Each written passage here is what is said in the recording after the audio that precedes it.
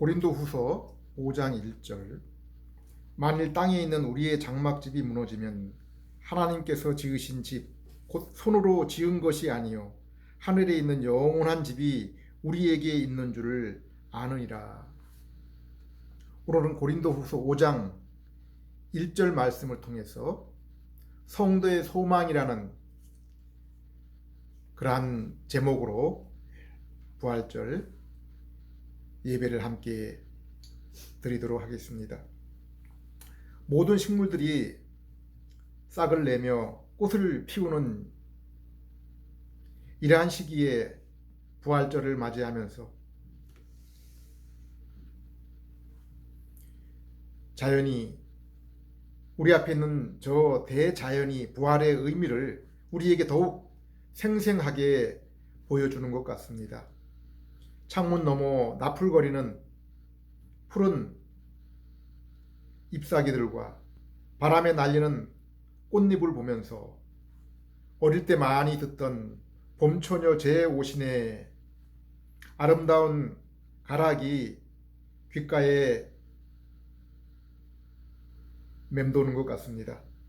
그러나 우리의 인생을 돌아보면 이렇게 봄날 같은 날들만 있는 것이 아니라 겨울을 앞두고 나뭇잎이 하나둘 떨어지며 외투를 입고 낙엽을 쓸쓸히 밟는 고독의 때가 있음도 알고 있습니다.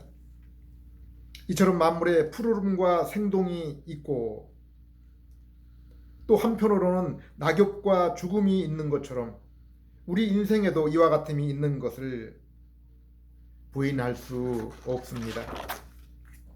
우리가 어린 아이의 태어남을 보고도 마냥 즐거워할 수 없는 것은 그의 생에도 언젠가는 죽음이 있는 것을 알기 때문입니다. 인생을 아무리 멋있게 잘 살아도 그 마지막은 죽음이라는 사실을 보면서 인생은 그 자체가 비극이라는 것을 부인할 수 없습니다. 이처럼 슬픈 인생의 문제를 풀어보려고 수많은 종교인 철학자들이 수고하며 깊은 명상에 잠겼지만 만족할 만한 답을 찾지 못했기 때문에 여전히 이 문제로 고민하고 있는 것입니다. 그러나 아무리 어리석은 자라도 그들의 손에 성경이 잡히고 그 성경을 읽게 되면은 그들 가운데 있던 그 의문에 대한 해답을 분명하게 얻을 수 있습니다. 그리고 그로 인하여 더 이상 슬픔과 고독의 인생을 살지 않으며 기쁨과 소망의 삶을 새롭게 시작할 수 있는 것입니다. 그래서 성경 속에서 발견하는 진리와 그 가운데서 얻은 새 생명 속에서 모든 그리스도인은 이렇게 고백합니다. 고린도후서 4장 16절. 그러므로 우리가 낙심하지 아니하노니 우리의 겉사람은 낡아지나 우리의 속사람은 날로 새로워지기 때문이다. 비록 우리의 육체는 저 창문 밖에 푸르른 새싹과 꽃잎처럼 생기를 얻지만은 그러나 점점 더 쇠하여지고 마침내 사망에 이를지라도 우리가 새롭게 얻은 이 영원한 생명은 날마다 더욱 새로워지며 마침내 그리스도의 모습에 그 영광의 모습에까지 이르기 때문입니다. 성경 창세기 1장에서 3장을 보면은 인생의 존재와 그 인생의 사명과 의미, 하나님과의 관계, 그리고 이러한 인생에게 왜 사망이 찾아오게 되었는지를 3페이지에 해당하는 적은 분량 안에서 우리에게 충분하게 설명해 놓고 있습니다. 이 구절은 인생이 하나님의 모습으로 지어진 존재라고 인간의 기원에 대해서 말씀해 주고 있습니다. 그리고 인생의 사명, 존재 이유를 창세기 1장 28절, 창세기 2장 8절, 15절, 17절을 보면은 인간은 이 피조 세계의 왕, 선지자, 제사장으로 모든 피조물을 다스리고 후손들에게 진리의 말씀을 가르쳐서 온 땅에 충만하게 하고 그리고 하나님께 예배드리며 교제하는 존재로 이 땅에 세우신 것을 알 수 있습니다. 그러나 그 가운데 가장 중요한 것이 무엇입니까? 왜 우리를 하나님은 자신의 얼굴과 모습으로 지으셨습니까? 그것은 우리가 하나님과 인격의 사귐을 위해서입니다. 요한일서 1장 1절에서 4절을 보면은 성경이 말씀하는 복음에 대해서 소개하고 있습니다. 그 복음은 이 세상이 존재할 때부터 있었던 생명을 주는 말씀이라고 했습니다. 요한복음 1장 1절에서 4절에도 이 말씀은 하나님과 함께 존재하셨던 인격이시며 사망 곧 어두움 속에 있는 자들에게 생명과 빛, 그것도 영원한 생명을 주시는 영원한 생명이 되시며 그 영원한 생명을 주시는 분이라고 말씀하고 있습니다. 태초에 말씀이 계시니라. 이 말씀이 하나님과 함께 계셨으니 이 말씀은 곧 하나님이시라. 그가 태초에 하나님과 함께 계셨고 만물이 그로 말미암아 지은 바 되었으니 지은 것이 하나도 그가 없이는 된 것이 없느니라. 그 안에 생명이 있었으니 이 생명은 사람들의 빛이라. 왜 사도 요한은 빛이요 생명이신 이 인격이 되시는 진리의 말씀을 우리에게 전해 주었습니까? 지금 우리의 모습이 생명 대신에 죽음이요 빛 대신에 어둠의 상태에 있기 때문입니다.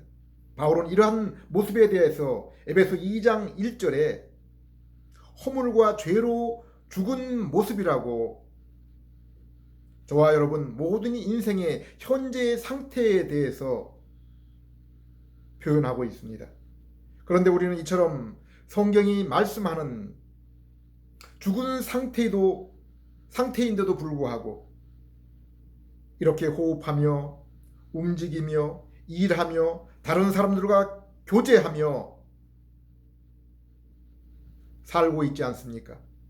그러나 성경이 말씀하는 죽은 상태는 우리 인간이 하나님과 교제하지 못하는 그러한 상태인 것을 말씀하고 있는 것입니다.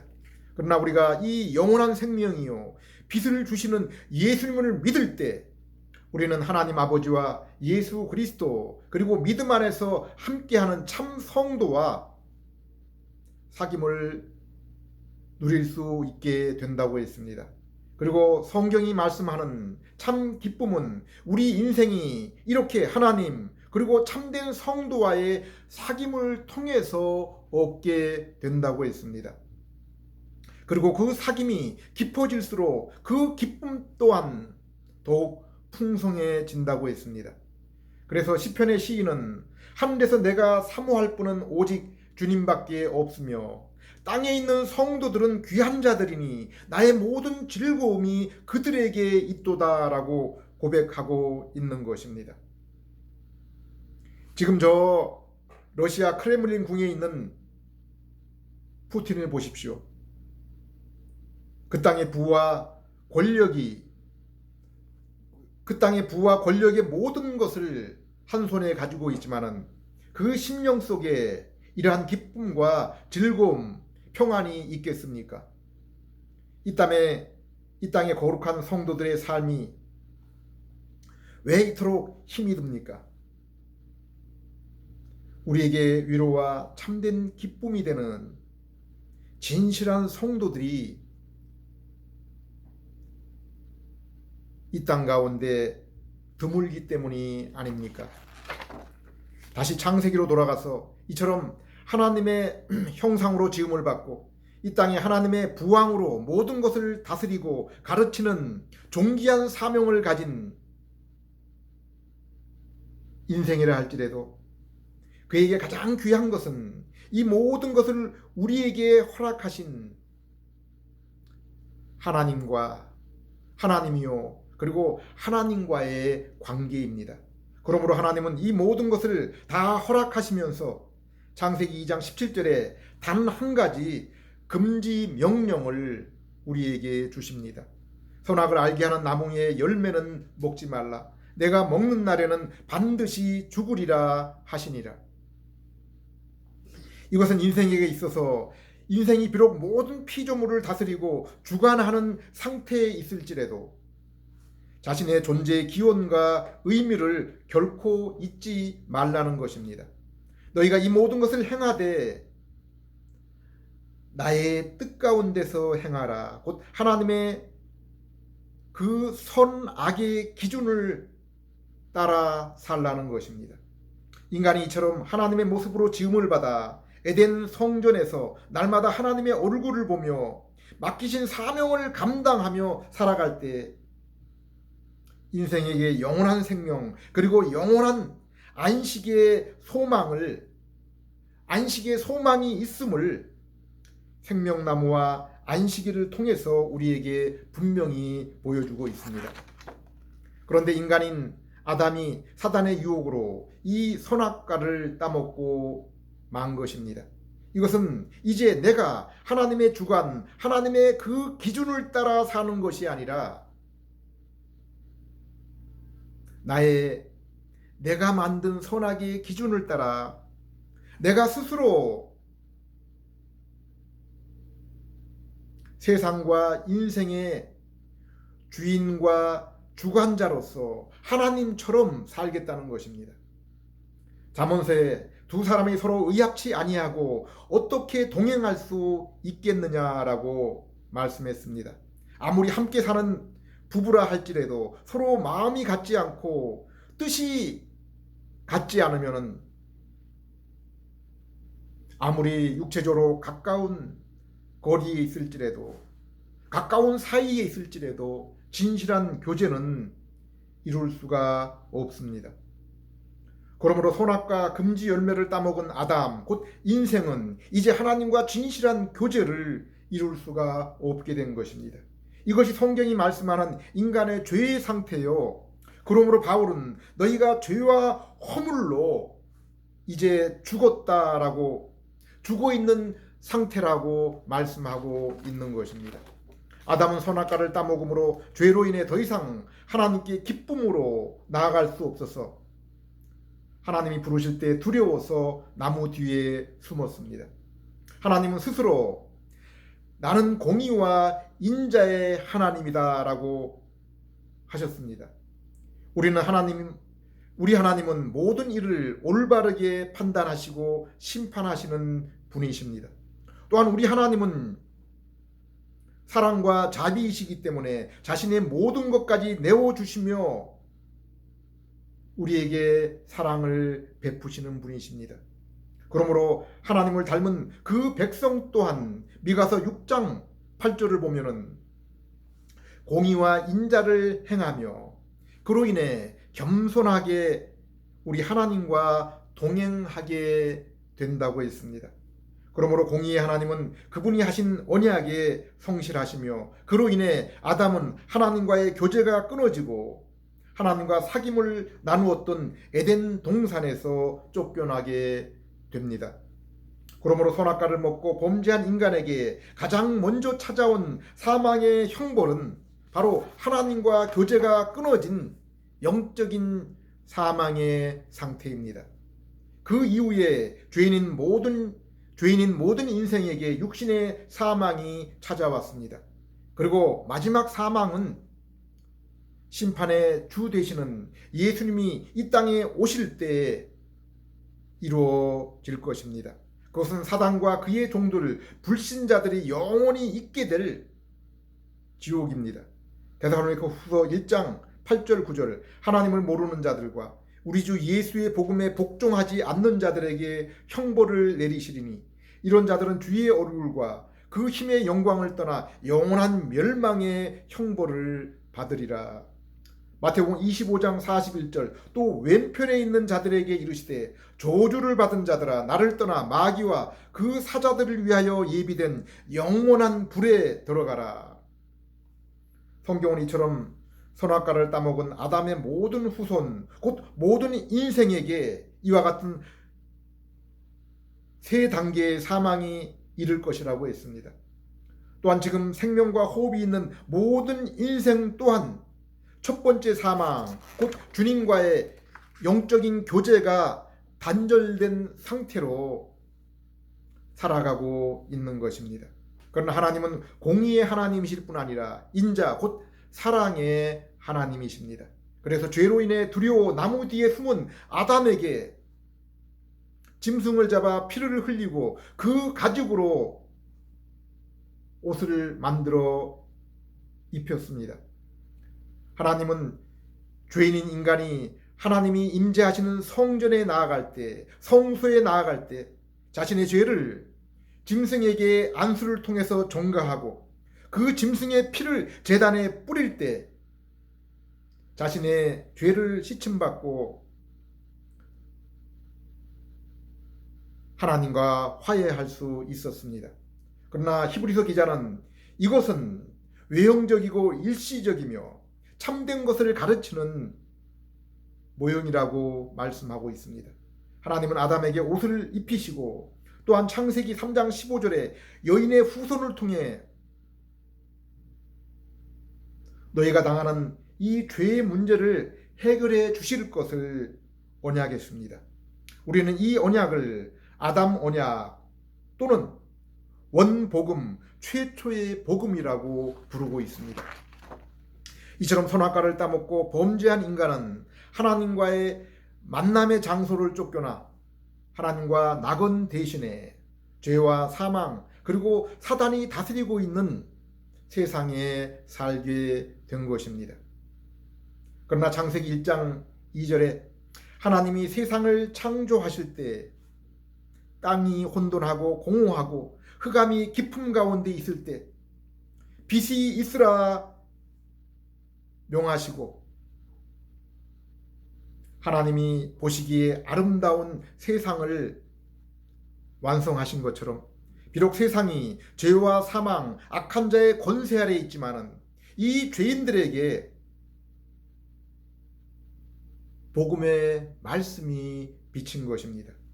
그리고 에베소 1장을 보면은 이 하나님의 계획은 세상이 사람의 죄로 인해 망가지기 전에 이미 세워진 것이라고 했습니다. 하나님은 성실하신 하나님이시기 때문에 자신의 뜻, 자신의 계획과 약속을 결코 포기하시거나 변경하지 않으십니다. 에베소 1장 4절에서 6절 곧 창세전에 그리스도 안에서 우리를 택하사 우리로 사랑 안에서 그 앞에 거룩하고 흠이 없게 하시려고 그 기쁘신 뜻대로 우리를 예정하사 예수 그리스도로 말미암아 자기의 아들들이 되게 하셨으니 이는 그가 사랑하시는 자 안에서 우리에게 거저 주시는 바 그의 은혜의 영광을 찬송하게 하려는 것이라. 우리는 이렇게 창세전에 성부, 성자, 성령 하나님께서 그리스도 안에서 거룩하고 흠없는 자신의 아들들이 되게 하시려는 그 은원하심과 계획을 구속 언약이라 부르기도 합니다. 계시록 13장 8절에는 예수님의 보혈은 이미 창세 때부터 흘려주셨다, 뿌려졌다라고 했습니다. 그러므로 세상이 창조된 이후 죽음을 당하신 어린 양의 생명책에 이름이 기록되지 못하고 땅에 사는 사람들은 모두 그 짐승에게 경배할 것입니다. 하나님은 여인의 후손을 통해 마귀와 죄의 권세를 이기고 해방시킬 구원과 자유의 언약을 점점 더 분명하게 우리에게 보여주셨습니다. 그래서 히브리서 1장 1절 2절에 이렇게 말씀하십니다. 옛적의 선지자들을 통하여 여러 부분과 여러 모양으로 우리 조상들에게 말씀하신 하나님이 이 모든 날 마지막에는 아들을 통하여 우리에게 말씀하셨으니, 신약성경 첫 페이지는 바로 이 예수 그리스도의 계보로 시작합니다. 마태복음 1장 1절, 아브라함과 다윗의 자손 예수 그리스도의 계보라. 하나님은 죄악으로 가득 찬 세상을 홍수로 멸하시고 노아의 가족으로부터 새로운 세상을 다시 출발하십니다. 그리고 무지개 언약을 통해서 이 땅에 구원 얻을 자의 그 구원을 위해서 죄로 인한 하나님의 진노의 심판을 유예하시고 가족과 국가에 일반 은혜를 베푸십니다. 그러나 세상과 인간의 마음은 여전히 변하지 않았고 죄악으로 가득 차 있다고 했습니다. 창세기 6장 5절, 여호와께서 사람의 죄악이 세상에 가득함과 그 마음으로 생각하는 모든 계획이 항상 악한 뿐임을 보시고, 하나님은 이러한 세상에서 아브라함을 부르시고 창세기 12장 1절에서 3절에 새 땅, 새 민족, 하나님의 복을 약속하시고 이 복이 온 땅에 충만하게 될 것임을 약속했습니다. 또한 사무엘하 7장 16절에 다윗 왕의 후손을 통해 영원한 왕이 다스릴 그 세계가 있을 것이라고 했습니다. 이렇게 하나님의 은혜는 아담, 노아, 아브라함, 다윗을 통해서 더욱 구체적으로 분명하게 나타납니다. 그분은 여인의 후손, 그리고 아브라함의 후손, 그리고 마침내 유대지파 다윗의 후손으로 베들레헴에서 처녀의 몸에서 태어나며 어린 나귀를 타고 예루살렘 성에 입성할 것을 보이셨습니다. 우리는 하나님이 아브라함에게 약속한 새 민족, 새 땅, 그리고 하나님의 임재와 다스림이 모세와 이스라엘을 통해서 이 땅에 가시적으로 눈에 나타나게 이루어진 것을 보게 됩니다. 그러나 이것은 단지 실제에 대한 모형입니다. 그래서 아브라함도 자신이 거할 곳은 이 땅이 아니라 저 하늘 본향이라고 했습니다. 다윗도 여호수아가 너희에게 안식을 주었다면은 또 다른 안식에 대하여 성경이 말씀하지 않으셨을 것이라고 했습니다. 우리는 또한 비록 하나님이 성전과 성막에서 구름과 불기둥으로 보이시고 그 많은 영광의 연기로 자신을 나타내셨지만은 이스라엘이 율법을 순종하지 아니했을 때 그 성전에서 자신의 영광을 떠나가게 하시는 것을 보게 됩니다. 출애굽기 33장을 보면은 하나님이 이스라엘의 죄악을 보시고 비록 너희가 민족을 이루고 약속한 땅에 들어가지만은 나는 너희와 함께 하지 않겠다, 함께 가지 아니하겠다라고 말씀하십니다. 이때 모세는 눈물로 하나님께 간절히 간구합니다. 출애굽기 33장 13절, 내가 참으로 주의 목전에 은총을 입었사오면은 원하건대 주의 길을 내게 보이사 내게 주를 알리시고 나로 주의 목전에 은총을 입게 하시며 이 족속을 주의 백성으로 여겨 주옵소서. 모세는 하나님이 자신과 이스라엘에게 베푼 참된 은혜는 오직 하나님 한 분 뿐이심을 고백하고 있는 것입니다. 성경에서 하나님이 우리에게 주시는 언약의 핵심과 참된 복은 오직 하나님 한 분이십니다. 그리고 그 하나님과 우리의 올바른 관계입니다. 에레미야 31장 33절 그러나 그 날 후에 내가 이스라엘 집과 맺을 언약은 이러하니 곧 내가 나의 법을 그들 속에 두며 그들의 마음에 기록하여 나는 그들의 하나님이 되고 그들은 내 백성이 될 것이라. 계시록 21장 3절 4절 내가 들으니 보좌에서 큰 음성이 나서 이르되 보라 하나님의 장막이 사람들과 함께 있음에 하나님이 그들과 함께 계시리니 그들은 하나님의 백성이 되고 하나님은 친히 그들과 함께 계셔서 모든 눈물을 그 눈에서 닦아주시니 다시는 사망이 없고 애통하는 것이나 곡하는 것이나 아픈 것이 다시 있지 아니하리니 처음 것들이 다 지나갔음이니라. 하나님이 흑암의 세상에 빛을 창조하셔서 세상을 아름답게 만드신 것처럼 하나님이 죄로 어두운 세상, 인간의 그 심령에 참된 빛, 영원한 새 생명인 예수님을 복음을 통해서 비추신 것은 우리가 하나님과 영원한 아버지와 아들의 관계로 사귐을 위해서입니다.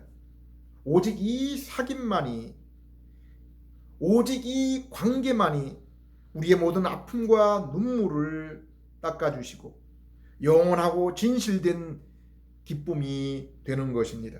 그래서 시편 16장 2절에 기자는 내가 여호와께 아뢰되 주는 나의 주님이시오니 주밖에는 나의 복이 없나이다 라고 고백한 것입니다.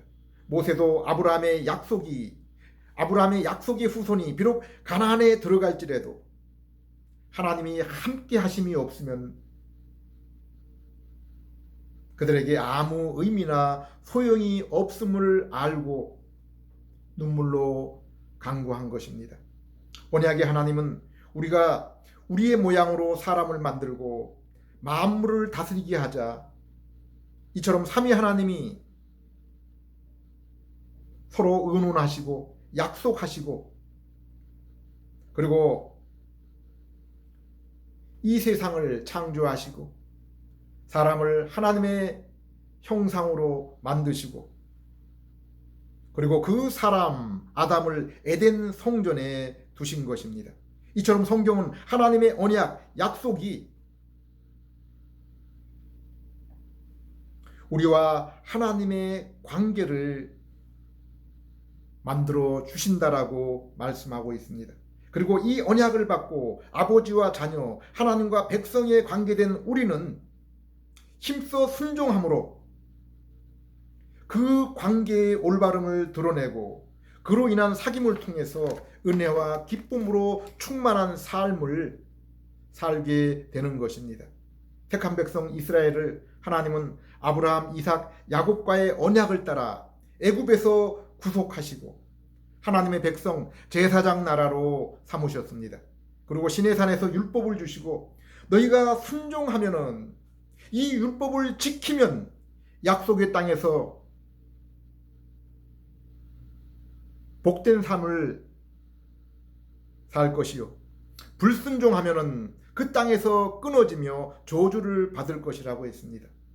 그리고 마침내 이스라엘의 불순종으로 하나님이 그 성전을 떠나가시는 것을 볼 수 있습니다.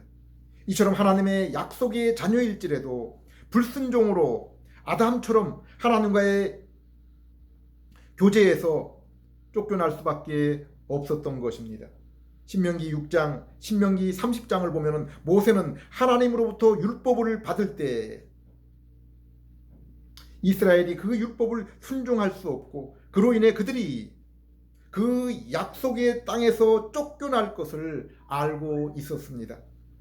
이것은 그들이 비록 하나님의 율법을 받았지만은 그 율법이 그들 마음 깊숙이 그들 마음에 새겨진 것이 아니기 때문입니다. 마치 아담의 후손이 그 마음의 계획이 항상 악하여 세상이 죄악으로 가득 차고 그들이 비록 그로 인해서 홍수의 심판을 받았음에도 그들은 여전히 그 마음이 변하지 않았음을 알기에 하나님은 노아 언약을 통해 하나님의 언약이신 그리스도에 오실 때까지 심판을 연기하신 것입니다. 갈라디아 3장 1절 2절 어리석도다 갈라디아 사람들아 예수 그리스도께서 십자가에 못 박히신 것이 너희 눈앞에 밝히 보이거늘 누가 너희를 꾀더냐 내가 너희에게 다만 이것을 알려 하노니 너희가 성령을 받은 것이 율법의 행위로냐 혹은 듣고 믿음으로냐 여인의 후손으로 그리고 아담의 후손으로 그리고 다윗의 후손으로 오셔서 죄와 마귀의 일을 멸하고 우리를 자유케 하신 하나님의 아들 예수 그리스도는 우리에게 이 모든 언약을 이루어 주셨다고 했습니다.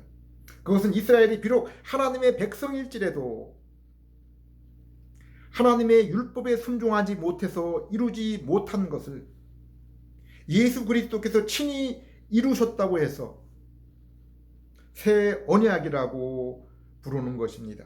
우리는 이 새 언약의 중보자 예수 그리스도를 통해서 비로소 하나님의 언약을 받아 하나님의 백성이 될 뿐 아니라 하나님의 백성으로 순종의 삶을 통해서 영원히 하나님의 아들 되심과 천국을 유업으로 얻게 되는 것입니다.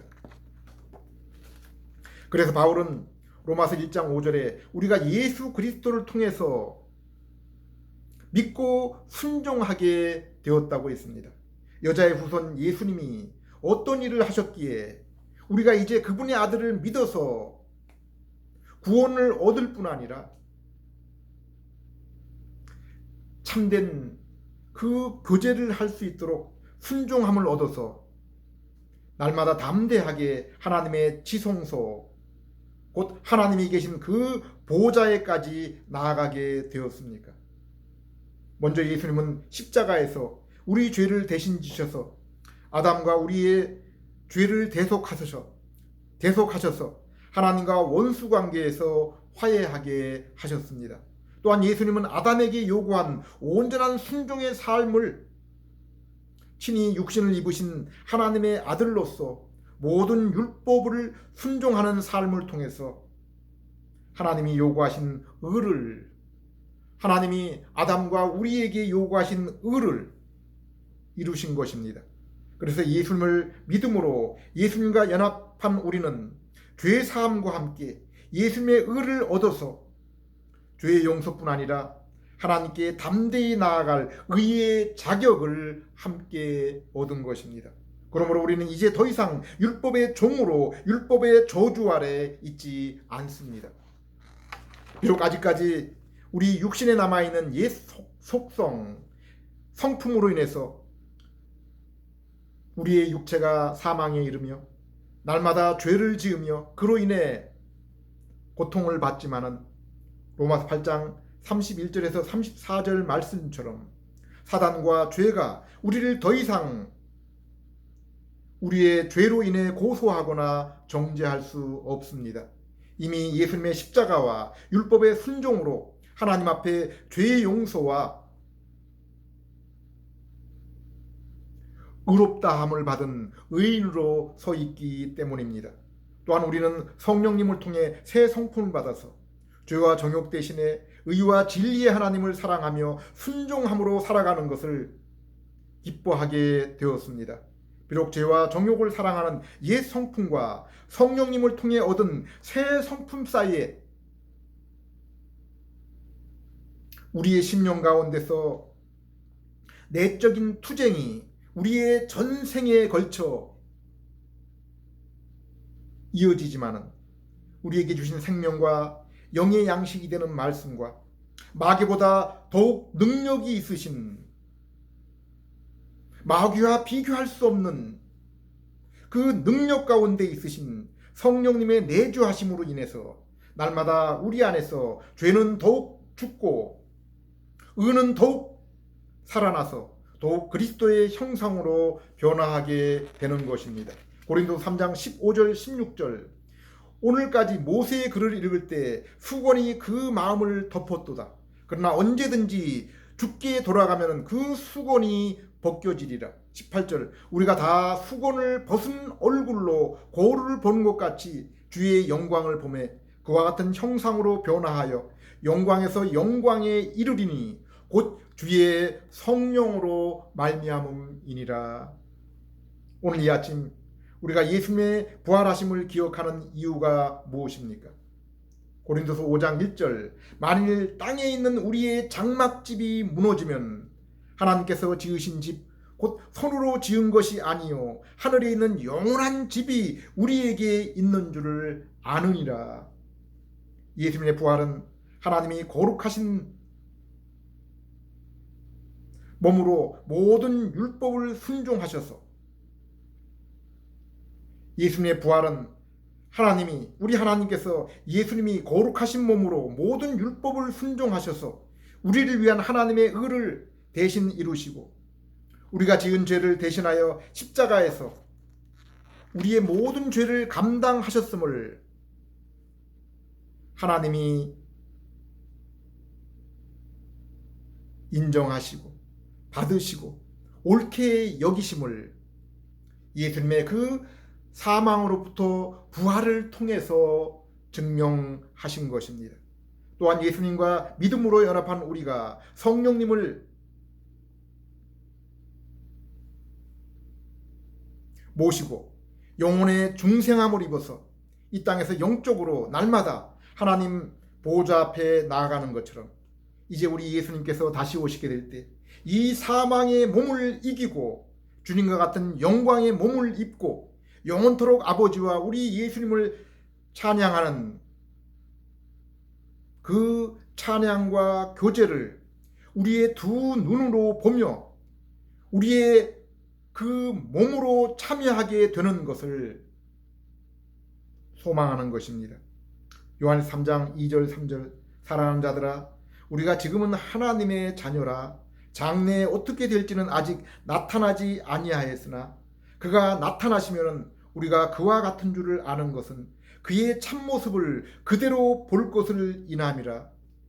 주를 향하여 이 소망을 가진 자마다 주의 깨끗하심과 같이 자기를 깨끗하게 하느니라.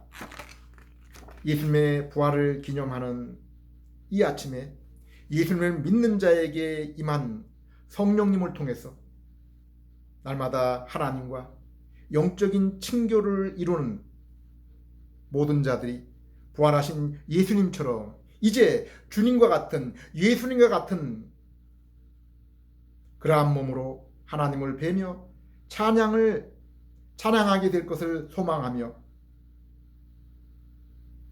더욱 말씀을 따라 우리 주님을 알며 닮아 나가는 그러한 저와 여러분 되시기를 기도드립니다. 기도하겠습니다.